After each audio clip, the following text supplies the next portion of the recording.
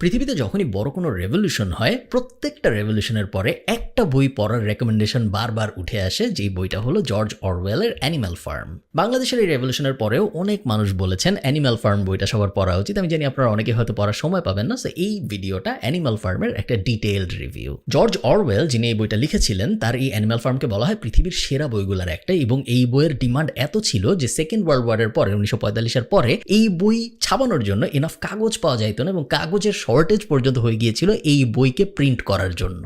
শত শত ভাষায় এই বইয়ের অনুবাদ হয়েছে এবং এই বই অনেক স্কুলেও পড়ানো হয়। এবং এত কিছু শুনে আপনার মনে হতে পারে যে হ্যাঁ, এটা মনে হয় খুব জ্ঞানীদের একটা বই, এটা মনে হয় খুব ইতিহাসের একটা বই। একদমই তাই না। কিতাবী ভাষায় যদি আমি বলি বা অফিসিয়াল নাম যদি বলি, এটা একটা ফ্যান্টাসি বই, বা বাংলায় যদি বলি এটা একটা রূপকথার বই।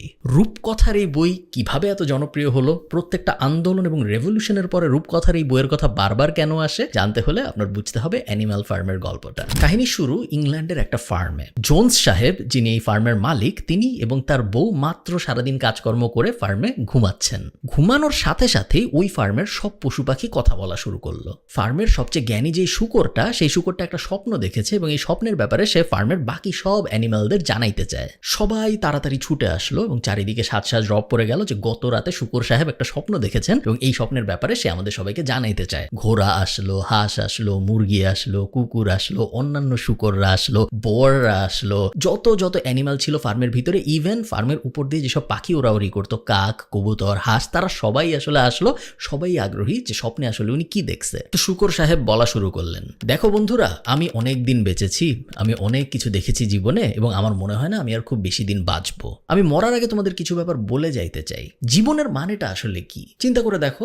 আমরা অ্যানিম্যালরা আমরা জন্মাই, তারপরে আমরা 1 বছর বা অনেক ক্ষেত্রে 6 মাস 7 মাসের মতো একটু আনন্দের জীবন পাই, এবং তারপরে আমাদের যখন পূর্ণ বয়স হয়ে যায় তখন আমরা হয় ফার্মে কাজ শুরু করি, তখন আমাদেরকে বিভিন্ন লেবার পুলের কাজ হিসেবে ইউজ করা হয়। আমরা ঘোড়া হইলে আমাদের উপরে মানুষ চড়ে, আমরা গরু হইলে আমাদের দিয়ে চাষ করায়, এবং আরো আনফরচুনেট যদি আমরা এমন কেউ হই, যেমন মুরগি ফর এক্সাম্পল, তাহলে আমাদের মেরে ফেলা হয় খাওয়ার জন্য। এবং এই সব কিছু কে করে? এই সব কিছু করে মানুষ। মানুষ সবচেয়ে আজাইরা জাতি, মানুষের কোনো ক্ষমতাই নেই, বাট তারপরেও আমাদের উপরে ছড়ি ঘুরায়। তুমি চিন্তা করে দেখো, মানুষ দুধ দিতে পারে না, গরু পারে। মানুষ ডিম পারতে পারে না, মুরগি পারে। মানুষ, যদি আমরা না থাকতাম অ্যানিম্যালরা, তাহলে কিছুই করতে পারতো না, কিন্তু তারপরেও মানুষ আমাদেরকে এভাবে ছড়ির উপর ঘুরায় এবং আমাদের দিয়ে এত কষ্ট করায়। চিন্তা করে দেখো তো, যদি মানুষ না থাকতো, আমরা এত যে ফসল ফলাই, আমরা যে এত চাষবাস করি, পৃথিবীতে যে এত ঘাস, আমরা খেয়ে কোনোদিন শেষ করতে পারতাম না। হাজার হাজার লাখ লাখ কোটি কোটি অ্যানিমালস খুব আরামে থাকতে পারতো যদি মানুষ নামের প্রাণীটা না থাকতো। কেন আমি তোমাদের এগুলা বলছি? তার কারণ এখন সময় এসেছে প্রতিবাদ করার। আমাদের করতে হবে একটা রেভলিউশন। তোমরা কি রেভলিউশন করার জন্য প্রস্তুত? সব অ্যানিমালরা একদম চিৎকার করে ওঠে, হ্যাঁ প্রস্তুত, এবং সবাই খুব উজ্জীবিত হয় যে হ্যাঁ আসলেই তো তাই, এভাবে তো জিনিস চলতে পারে না, আমরা সব করি, মানুষ কেন আমাদেরকে এভাবে শোষণ করবে, আমরা একটা রেভলিউশন করব। এত স্লোগান, চিৎকার, গান বাজনা হয় যে জোন্স সাহেব যিনি ঘুমায় গিয়েছিল, উনি ঘুম তো ভেঙে যায় এবং উনি বন্দুক নিয়ে নিচে নেমে আসে দেখার জন্য যে এত চিল্লাচিল্লি কারা করতেছে। উনি বন্দুক নিয়ে নেমে আসছে, এটা যখন দেখে অ্যানিমালরা, তখন সবাই ছত্রভঙ্গ হয়ে যায় এবং সবাই যার যার মতো করে পালায় যায়, ঘুমায় পড়ে। এভাবে বিপ্লবের প্রথম রাত শেষ হয় এবং তার ঠিক 3 রাত পরে যেই স্বপ্নটা দেখিয়েছিল সেই শুকর সাহেব মারা যায়। তো শুকর সাহেব মারা গেলেন, কিন্তু উনি যে স্বপ্ন দেখিয়ে গিয়েছিল এই স্বপ্ন কিন্তু এখনো বাস্তব, এবং প্রত্যেক রাতেই গোপন মিটিং হয়, প্রত্যেক সপ্তাহেই গোপন মিটিং হয়। এই যে পুরো ব্যাপারটা যে আমরা একটা আন্দোলন করব, আমরা একটা রেভলিউশন করব, আমরা মানুষের এগেইনস্টে যে নিজেদের মুক্ত করব, এই ব্যাপারটার নাম দেওয়া হয় অ্যানিমালিজম। প্রথম দিকে সব ঠিকঠাক, সবাই একমত যে হ্যাঁ মানুষ অনেক শোষণ করে, মানুষের বিরুদ্ধে আমরা যাব, অ্যানিমালিজমে আমরা সবাই একমত, আমরা চাই স্বাধীন হইতে। বাট কিছুদিন পরে অদ্ভুত প্রশ্ন আসা শুরু হয়। একটা ঘোড়া ছিল, যে ঘোড়াটার চিনি অনেক পছন্দ ছিল ওই ফার্মে। তো ওই ঘোড়াটা একদিন আন্দোলনের ভিতরে জিজ্ঞেস করে যে আচ্ছা, যদি আমরা স্বাধীন হয়ে যাই এবং যদি আমরা সব মানুষকে মেরে ফেলি, তাহলে আমি চিনি কি খেতে পারবো? বাকিরা তখন সবাই বলে যে ধুর, তুই হলি পরাধীন, তুই এখন চিন্তা করতেছিস তুই চিনি খাবি। চিনি খাওয়া সম্ভব না, কারণ চিনি কখনো অ্যানিমালরা ডিরেক্ট বানাইতে পারে না, মানুষের হেল্প লাগে চিনি বানানোর জন্য। চিনি তো সরাসরি মাটির থেকে বা গাছের থেকে হয় না। তো না, তুই চিনি পাবি না, কিন্তু তারপরেও তোর আন্দোলনে সমর্থন দিতে হবে, কারণ আমরা এখন যে গোলটা অ্যাচিভ করার চেষ্টা করতেছি, এটা তোর চিনি খাওয়ার যে আনন্দ ওইটার থেকে অনেক বেশি ইম্পর্টেন্ট। আর একটা খুব সুন্দর মেয়ে পাখি এসে জিজ্ঞেস করে আচ্ছা, আমার গলায় এখন আমি একটা লকেট পরি, এই লকেটে আমার নাম লেখা আছে, যখন আমরা স্বাধীন হয়ে যাব তখনও কি আমি আমার গলায় এই লকেট পরতে পারবো? তখন কি আমি আমার যা ইচ্ছা তাই পরতে পারবো? সবাই আবার চিৎকার করে বলে ধুর, আমরা এখন পরাধীন, আমাদের নাই জীবনের স্বাধীনতা, তুই আসছিস তুই কি পড়তে পারবি কি পড়তে পারবি না এটা নিয়ে চিন্তা করতে। এগুলো নিয়ে পরে কথা হবে। আপাতত আমাদের গোল একটা, আপাতত আমাদের দফা একটা, আমরা মানুষের থেকে মুক্তি চাই। বিদ্রোহের আগুন পশুদের মধ্যে দানা বাঁধতে থাকে এবং এর মধ্যেই একটা ঘটনা ঘটনা ঘটে। একদিন জোন্স সাহেব রাত্রেবেলা অনেক মদ খেয়ে শহরে ফেরত আসে বাসায়, এবং উনার ফার্মে উনি ফেরত আসার পরে উনি এবং উনার ওয়াইফ ঘুমায় যায়। ওনারা ভুলে যায় যে উনারা ওই দিন অ্যানিমালদের কোনো খাবার দেয় নাই। দেখেন ব্যাপারটা, অ্যানিমালরা এমন না যে এক রাত না খেয়ে বাঁচতে পারতো না। হ্যাঁ, এক রাত না খেয়ে ওরা বাঁচতে পারতো, ওদের তেমন কোনো ক্ষতি হইতো না, true. But at the same time এই যে পুঞ্জি পুঞ্জি পুঞ্জি পুঞ্জি ক্ষোভ, এই যে গত 10 বছরের ক্ষোভ, গত 5 বছরের ক্ষোভ, ওদেরকে অনেক কষ্ট করানোর ক্ষোভ, ওদেরকে ঠিকমতো জাস্টিস না দেওয়ার ক্ষোভ, ওদের উপর ন্যায় বিচার না করার ক্ষোভ, এই সব ক্ষোভ মিলে টিলে ওই যে একদিন খাবার দেয় নাই ভুলে, ওই ব্যাপারটায় সব স্ফুলিঙ্গর মতো আঘাত হানে এবং গরুরা ফার্স্টে বের হয়ে আসে দড়ি ছিঁড়ে যে আমাদেরকে খাবার দেয়নি, এটা কিভাবে হইতে পারে, আমরা এটা মানি না, আমরা রেভলিউশন করব। গরুদের দেখে ঘোড়ারাও বের হয়ে আসে এবং কিছুক্ষণের মধ্যে 10-15 মিনিটের মধ্যে পুরো অ্যানিমাল ফার্মের ভিতরে যত অ্যানিমাল ছিল সবাই বের হয়ে আসে এবং সবাই ওই ফার্মের যে মালিক জোন্স সাহেব তার বাড়ির দিকে দৌড়ানো শুরু করে যে এই মানুষ কিভাবে আমাদের খাবার না দিয়ে থাকে। বুঝতে হবে আপনাদের, ব্যাপারটা কিন্তু আসলে খাবারের না। এক রাতের খাবারের জন্য এই ক্ষোভ হয় নাই, এক রাতের খাবারের জন্য এই আন্দোলন হয় নাই। অনেক দিন ধরে যে অ্যানিমালিজম চলতেছিল, অনেক দিন ধরে যে বিদ্রোহ চলতেছিল, সেইটার শেষ পরিণতি হইল এই আন্দোলনটা।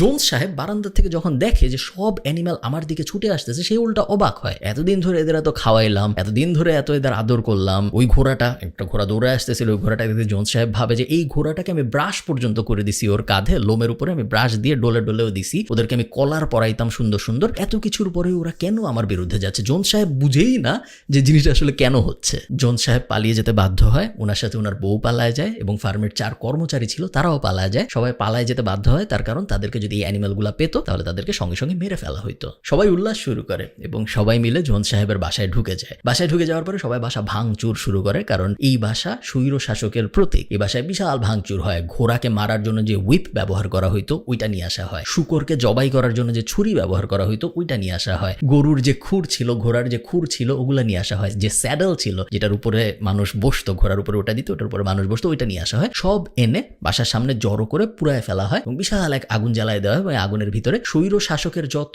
আলামত ছিল, এই সব ছুরি টুরি ইত্যাদি ইত্যাদি সবকিছু পুড়ায় ফেলা হয়, কারণ এখন অ্যানিমাল ফার্ম স্বাধীন হয়েছে। এই তছনছ করতে করতে আগুন জ্বালাইতে জ্বালাইতে সব অ্যানিমালরা ফার্মের বিভিন্ন জায়গায় জায়গায় ঘুমায় যায়, তার কারণ তারা সবাই টায়ার্ড, এমনিতেই সারাদিন খাবার পায়নি এবং তারপরে এত বড় একটা রেভলিউশন করতে হয়েছে। স্বাধীনতার ওই আনন্দটা নিয়ে যে যার মতো করে জায়গায় জায়গায় ঘুমায় পড়ে। পরের দিন সকালবেলা স্বাধীন ফার্মের প্রথম সকাল, সবাই ভোরবেলা ওঠে, কারণ যেহেতু ওরা অ্যানিমাল সবাই ভোর 6টায় উঠে যায়, ভোর 5টায় উঠে যায়। বাট উঠে কেউ বুঝতেছে না যে আজকে আমরা কি করব, আজকে আমাদেরকে আদেশ দেওয়ার কেউ নাই, আজকে আমার কি করতে হবে আমি ঠিক নিশ্চিত না। আমি স্বাধীন, ইয়েস, আমার ভাল লাগতেছে, ইয়েস, বাট আমি করবোটা আসলে কি, এটা কোনো অ্যানিমাল বুঝতে পারতেছিল না। এরকম সময় 2টা জ্ঞানী শুকর আসে। 2টা জ্ঞানী শুকর এসে বলে, এতদিন ধরে যখন অ্যানিমালিজম চলতেছিল আমরা গোপনে গোপনে আরেকটা কাজ করতেছিলাম, আমরা পড়াশোনা শিখতেছিলাম। আমরা মিস্টার জোন্সের কিছু গোপন বইপত্র পেয়েছি, ওগুলা দেখে দেখে আমরা লেখাপড়া শিখে গিয়েছি। এবং ওরা আরো বলে, আমরা 7টা রুল লিখে এনেছি, এই রুলগুলা এখন থেকে অ্যানিমাল কিংডমের সবাই পালন করবে। 7টা রুল আমি আপনাদের বলতেছি না, ওটা খুব একটা জরুরি না, বাট কয়েকটা বলতে পারি। রুলগুলোর মধ্যে একটা ছিল,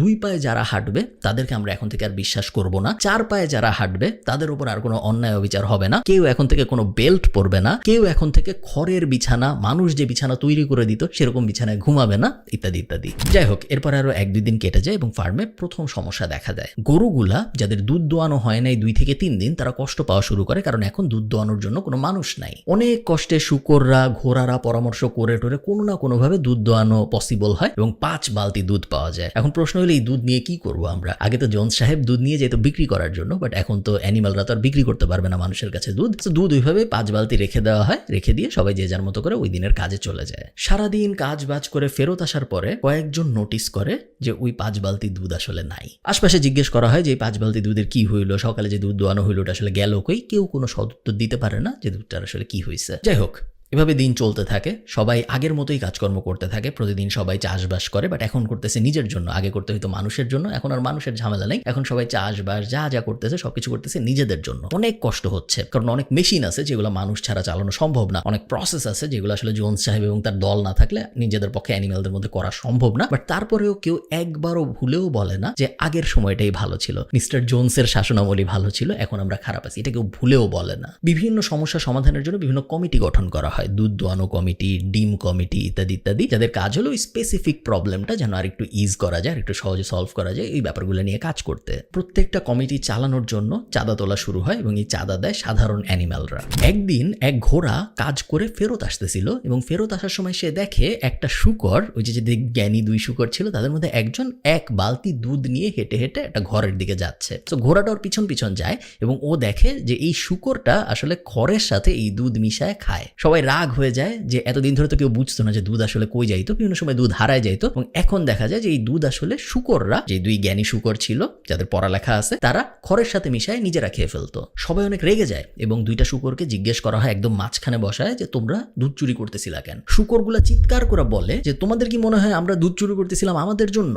না, একদমই না, আমাদের দুধ খাইতে ভালোও লাগে না, তারপরেও আমরা দুধ খাই কারণ দুধ খেলে ব্রেইন ভালো হয়, এবং আমাদের ব্রেইন যদি ভালো না হয় তাহলে আমরা জোনসের এই ফার্ম শাসন করতে পারবো না, আমরা জোনসের এই ফার্ম চালাইতে পারবো না, এবং আমরা যদি দুধ না খাই, আমরা যদি আমাদের ব্রেইন ভালো না করি, আমরা যদি এই ফার্ম চালাইতে না পারি, তাহলে আবার জোনসই ফেরত আসবে। তোমরা কি এটা চাও যে আবার জোনস ফেরত আসুক? সবাই চিৎকার করে বলে না, তা আমরা চাই না। তখন শূকররা বলে তাহলে আমাদের এই দুধ খেতে দিতে হবে, আমরা নিজেরাও দুধ খেতে চাই না, বাট তারপরেও আমাদের দুধ খেতে হবে তোমাদের ভালোর জন্য। সবাই মোটামুটি মেনে রাজি হয়ে যায়। আশপাশের ফার্মে, ওখানে কিন্তু পাশাপাশি অনেকগুলো ফার্ম ছিল, সো জোনসদের একটা ফার্ম, তার পাশে আর একটা ফার্ম, তার পাশে আর একটা ফার্ম, ইংল্যান্ডে অনেকগুলো ফার্ম পাশাপাশি। আশপাশের ফার্মে আস্তে আস্তে খবর যাওয়া শুরু করে, পাখিরা কবুতররা খবর নিয়ে যায় যে ওই ফার্ম স্বাধীন হয়ে গেছে। আশপাশের ফার্মের মালিকরা একটু টেনশনে পড়ে যায় যে ওই পাশের ফার্ম স্বাধীন হয়ে গেছে, আমাদের ফার্মে যে অ্যানিম্যালরা আছে এরা যদি বিদ্রোহ করে তাহলে কি হবে? সে এই ফার্মের মালিকগুলা একটা বুদ্ধি করে, আচ্ছা আমরা আমাদের অ্যানিম্যালদের সামনে আবল তাবল গল্প করব, এবং এই ফার্মের মালিকরা গল্প করা শুরু করে যে ওই যে পাশের ফার্ম যেটা স্বাধীন হয়েছে ওই ফার্মে এখন খুব বাজে অবস্থা,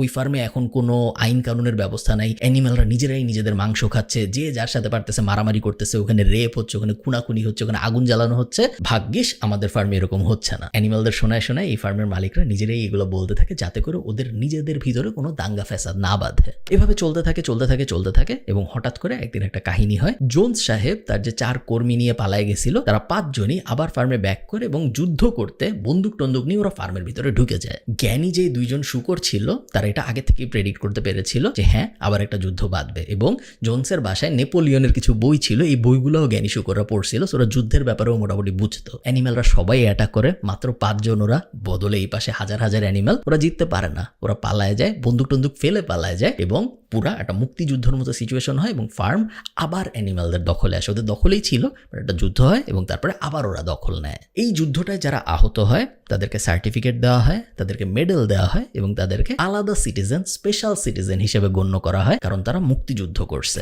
আবার কিছুদিন এভাবে চলে এবং তারপরে আরেকটা অদ্ভুত ব্যাপার দেখা যায়।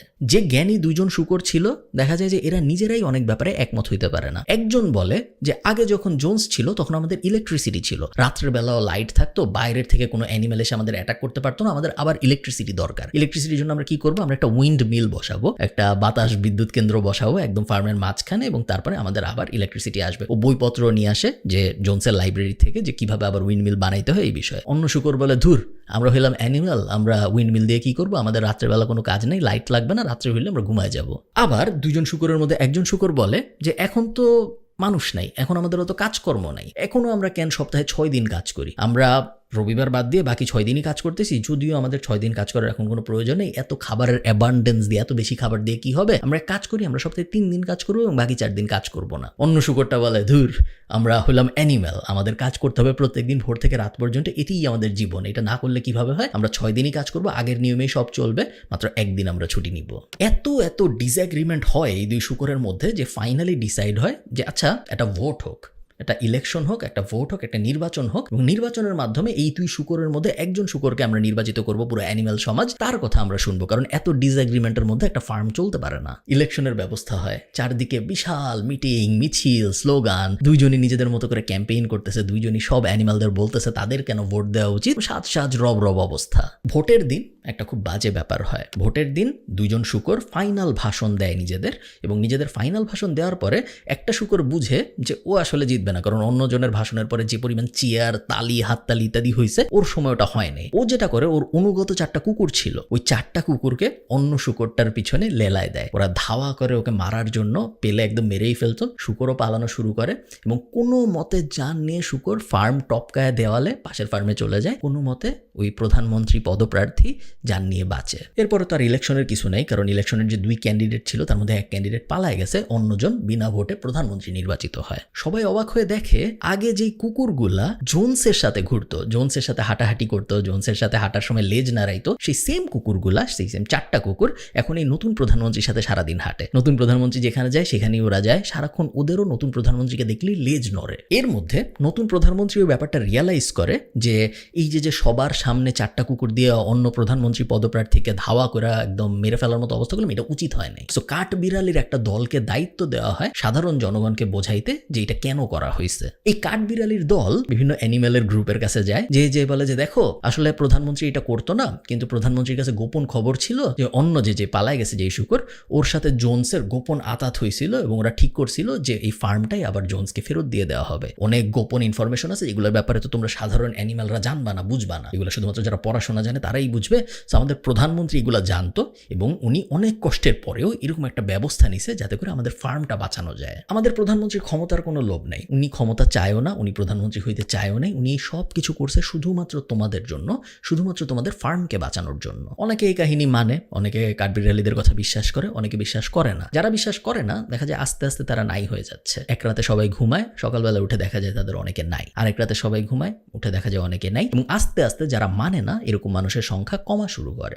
নতুন প্রধানমন্ত্রীর বিরুদ্ধে যখনই কেউ কিছু বলতো, সবসময় একটা কথাই বলা হইতো যে তোমাদের কি মনে নাই জোনসের শাসনামল কেমন ছিল? তোমাদের কি মনে নেই আগে আমরা মানুষের অধীনে কত পরাধীন ছিলাম? এখন আমরা স্বাধীন, এখন আমাদের আর কোনো প্রভু নাই। তো তোমরা কি আগের অবস্থায় ফেরত যাইতে চাও? সব অ্যানিমেলরা চিৎকার করে বলতো, না, আমরা কোনোভাবে আবার আগের অবস্থায় ফেরত যেতে চাই না, আমরা কোনোভাবে আবার মানুষের অধীনে যাইতে চাই না। তখন বলা হয়তো তাহলে চুপ থাকো, নতুন প্রধানমন্ত্রী যা করতেছে অনেক খারাপের মধ্যে চেষ্টা যে করতেছে, এই জন্যই তোমার থ্যাঙ্কফুল হওয়া উচিত। তুমি তো থ্যাঙ্কফুল হইতেছো না, বরং নতুন প্রধানমন্ত্রীকে কোয়েশ্চেন করতেছো, এটা কিরকম কথা? এরই মধ্যে কিছু অ্যানিমেল নতুন প্রধানমন্ত্রীকে খুশি করার জন্য অ্যানিমেল ফার্মের বিভিন্ন জায়গায় বড় বড় মূর্তি বানায় এই নতুন প্রধানমন্ত্রী শুকরের। এই যে মূর্তিগুলো দেখে প্রধানমন্ত্রী, এগুলো দেখে উনি অনেক খুশি হয় যে হ্যাঁ, এরা তো আমাকে খুবই পছন্দ করে, এরা আমার জন্য মূর্তি টুর্তি বানাইছে। এদেরকে সাথে নিয়ে প্রধানমন্ত্রী যেখানেই যায়, ওনার সাথে তো 4টা কুকুর আগে থেকেই থাকতো, এখন এই সাঙ্গপাঙ্গকে উনি নিয়ে যাওয়া শুরু করে এবং এই সাঙ্গপাঙ্গদের স্পেশাল পাওয়ার আসা শুরু হয়, কারণ এরা প্রধানমন্ত্রী শুকরের খুব কাছের লোক। আগে শুধু প্রধানমন্ত্রী এবং তার কুকুরগুলা স্পেশাল দুধ, আপেল এগুলা পেত, এখন এই সাঙ্গপাঙ্গরাও স্পেশাল দুধ, আপেল পাওয়া শুরু হয়। মনে আছে যে 7টা রুল হয়েছিল, এই প্রধানমন্ত্রী এবং অন্য যে শুকর ছিল এই দুজন মিলেই 7টা রুল লিখছিল যে 2 পায়ের কেউ আমাদের বন্ধু না, 4 পায়ের কেউ আমাদের শত্রু না, আমরা কখনো মানুষের দেয়া বিছানায় ঘুমাবো না, ইত্যাদি ইত্যাদি। নতুন প্রধানমন্ত্রী ঠিকই যে জোনসের বাসায় ওঠে এবং জোনসের বেডরুমে ঘুমানো শুরু করে। অনেকে বলে যে আচ্ছা, আমাদের সংবিধানে তো ছিল আমরা কখনো মানুষের দেওয়া বিছানায় ঘুমাবো না, তাহলে নতুন প্রধানমন্ত্রী কেন যায় এরকম জোনসের বেডরুমে যায় ঘুমাইতেছে? আবারও কাঠবিড়ালিদের দায়িত্ব দেওয়া হয় আবল তাবল বোঝানোর জন্য। কাঠবিড়ালিরা যে সাধারণ মানুষকে বোঝায় যে প্রধানমন্ত্রীর কোনো ইচ্ছা নাই এরকম বিছানায় ঘুমানোর, প্রধানমন্ত্রী ঘুমাচ্ছে এসব বিছানায় কারণ এরকম বিছানায় ঘুমাইলে পিঠটা সুন্দর থাকে, যদি পিঠটা সুন্দর থাকে তাহলে ওনার বডিটা স্ট্রেংথই থাকে, এবং বডিতে যদি অনেক শক্তি থাকে তাহলে উনি সামনে যে বিপদ আসতেছে, আবার জোনস আসবে, আবারও যুদ্ধ হবে, ওই সব বিপদের জন্য মোকাবেলা করতে হবে। মোকাবেলার জন্য শক্ত বডি দরকার এবং অনেক পড়াশোনা দরকার। এই জন্যই আসলে উনি বিছানায় ঘুমাচ্ছে। ওনার নিজেরও বিছানায় ঘুমাইতে খুব একটা ভালো লাগে না, জাস্ট তোমাদের জন্যই উনি বিছানায় ঘুমাচ্ছে। কঠিন একটা শীতকাল আসে এরপর এবং খাবারের অনেক শর্টেজ দেখা যায়, অ্যানিমেলদের মধ্যে অনেকে মারা যায়, অনেকের বিভিন্ন ধরনের অসুখ হয়, সব মিলায় খুব বাজে একটা অবস্থার সৃষ্টি হয়। সবাই প্রধানমন্ত্রীর সাথে কথা বলতে চায় যে প্রধানমন্ত্রী এরকম একটা বাজে অবস্থা, আমাদেরকে বাঁচানোর জন্য আপনি কিছু করেন। কিন্তু যখনই কেউ প্রধানমন্ত্রীর সাথে কথা বলতে যায়, প্রধানমন্ত্রী তখন জোনসের বাসায় থাকে, ওই বাসার প্রত্যেকটা দরজায় একটা করে কুকুর গার্ড বসানো, এবং কেউ প্রধানমন্ত্রীর কাছে কাউকে যেতে দেয় না এবং বলা হয় প্রধানমন্ত্রী পড়াশোনা নিয়ে অনেক বিজি আছেন, প্রধানমন্ত্রী এখন কারোর সাথে দেখা করতে পারবেন না। এরই মধ্যে আরো কিছু অদ্ভুত অদ্ভুত ব্যাপার হওয়া শুরু হয়। 2 মাসের জন্য যে শস্য জমায় রাখা হয়েছিল, হঠাৎ করে দেখা যায় ওই শস্য নাই। প্রধানমন্ত্রীকে যখন বলা হয় তখন প্রধানমন্ত্রী বলে নিশ্চয়ই এটা জোনসের ষড়যন্ত্র, জোনস নিশ্চয়ই কিছু ফার্মের দুষ্কৃতিকারীদের সাথে মিলায় কোনোভাবে ভুলায় ভালায় শস্য চুরি করে নিয়ে যাচ্ছে। প্রধানমন্ত্রী এটাও বলে যে আমি একটা তদন্ত কমিশন করব এবং এই তদন্ত কমিশন ঘোষণা করবে যে আসলে সমস্যাটা কি হচ্ছে, কেন আমাদের ফার্মের ভিতরে চুরি হচ্ছে। তদন্ত কমিশন হয় একটা, এবং তদন্ত কমিশন তদন্ত করে ঘোষণা দেয় যে ওই যে পালায় গেছিল, যে ইলেকশন করতে গেছিল অন্য প্রধানমন্ত্রী শুকর পদপ্রার্থী এবং যে পালায় গেল, সে নাকি জোনসের সাথে ষড়যন্ত্র করে, দুজন মিলে ষড়যন্ত্র করছে এই ফার্মের সাথে, এবং এই দুজন মিলেই আসলে সবকিছু চুরি করতেছে, এবং ওই শুকরটাকে যে পালায় গেছিল তাকে দেশদ্রোহী ঘোষণা করা হয়। তো অনেকেই তখন বলে যে জোনস যখন প্রথমবার বাকি তার 4 বন্ধু নিয়ে ফার্ম অ্যাটাক করতে আসছিল, তখন তো এই শুকর যুদ্ধ করছিল এবং যুদ্ধে সে আহতও হয়েছিল এবং তাকে মুক্তিযোদ্ধা সার্টিফিকেট দেওয়া হয়েছিল, তাকে মেডেলও দেওয়া হয়েছিল। তারপরে যে প্রধানমন্ত্রী ইলেকশনে সে ধাওয়া খায় পালায় গেল, কিন্তু তার আগ পর্যন্ত তো সে মুক্তিযোদ্ধা ছিল। যে এতদিন মুক্তিযোদ্ধা ছিল সে হঠাৎ করে দেশদ্রোহী কিভাবে হয়ে যায়? এরকম কথাবার্তা যারা বলে তাদেরকে অনেক ভয় টয় দেখায়, চুপচাপ করা হয়, তাদের মধ্যে অনেকে নাই হয়ে যায় এবং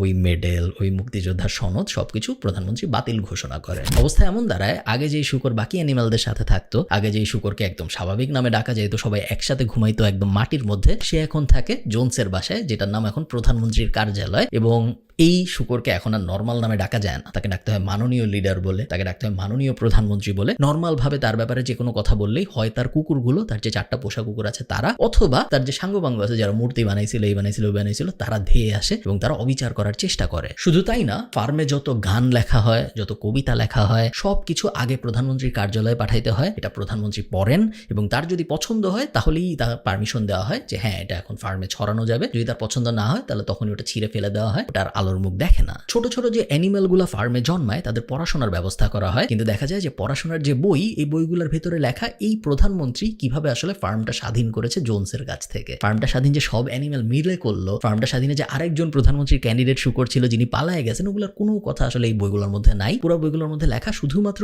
এই প্রধানমন্ত্রী কিভাবে তাদের সবার জন্য এত কষ্ট করে কাজ করেছে, তাদের সবাইকে স্বাধীন করেছে, তাদের সবাইকে উদ্ধার করেছে জালিমের হাত থেকে। আস্তে আস্তে সব পশুরা আগের ইতিহাস ভুলে যাওয়া শুরু করে। অনেকেই মনে মনে ভাবে যে মানুষের অধীনে যখন ছিলাম তখনও আমাদের এত কষ্ট ছিল না, এখন আরেক পশুর অধীনে এসে যেরকম হয়েছে। বাট কেউ এটা বলতে পারে না, কারণ এটা বলার কোনো সাহস নাই। প্রধানমন্ত্রী যে শুকর, উনি যে কোনো ক্রিটিসিজম টের পান না এরকম না, উনি কিন্তু ক্রিটিসিজম কিছু কিছু টের পায়। এবং উনি যখন এগুলো টের পাইলো, যখন দেখলো যে খাবারের সমস্যা, এত সমস্যা, অত সমস্যা, কেউই আসলে আমার উপর খুশি না, তখন সে একটা ডিসিশন নিল। তখন সে বললো যে আচ্ছা, আমি জাতির উদ্দেশ্যে একটা কথা বলতেছি, আমি তোমাদের সব প্রবলেম সলভ করে দেবো, তোমরা কোনো চিন্তা করো না, আমি প্রবলেম সলভ করার জন্য একটা ডিসিশন নিচ্ছি। ডিসিশনটা কি? উনি হঠাৎ করে ঘোষণা দিলেন যে আমি এখন থেকে আর প্রধানমন্ত্রী না, আমি এখন থেকে রাষ্ট্রপতি, এবং এটা একটা ফার্ম না, এটা এখন থেকে একটা রিপাবলিক, এটা এখন থেকে একটা দেশ। সবাই যখন বলে যে আচ্ছা বুঝলাম আপনি, আমরা এখন আর ফার্ম না, আমরা এখন একটা দেশ, আচ্ছা বুঝলাম আপনি প্রধানমন্ত্রী না, আপনি এখন থেকে প্রেসিডেন্ট, বাট আমার ফার্মে খাবার নাই, আমার বাসায় খাবার নাই, আমাদের অসুখ হইতেছে, আমাদের পানি নাই, এগুলোর সলিউশন কিভাবে হবে? নতুন প্রেসিডেন্ট তখন রাগ হয়ে যায়, রাগ হয়ে বলে যে তুমি কি ভুলে গেছো তুমি কোথা থেকে আসছো? তুমি একটা পরাধীন ফার্মের সাধারণ একটা পশু ছিলা যে মানুষের অধীনে কাজ করতা, এখন তুমি আর ফার্মে নাই, এখন তুমি আসো একটা স্বাধীন দেশে, এবং তোমার আরেকজন, তোমার মতোই আরেকজন, তোমার ভাই আরেক অ্যানিমেল তোমাকে শাসন করতেছে, তুমি এখন আর মানুষের অধীনে নাই। এত এত আনন্দের পরেও তুমি সামান্য খাবার নিয়ে, সামান্য পানি নিয়ে কেন টেনশন করতেছো? এখন তুমি স্বাধীন, এখন তুমি একটা স্বাধীন দেশের নাগরিক। পুরানো যে সংবিধান ছিল, যেখানে 7টা রুল ছিল, ওই সংবিধান ছিঁড়ে ফালায় দেওয়া হয়, প্রেসিডেন্ট নতুন সংবিধান বানায়। নতুন সংবিধানে একটাই লাইন, এক লাইনের সংবিধান, সেটা হলো all animals are equal but some animals are more equal than other animals.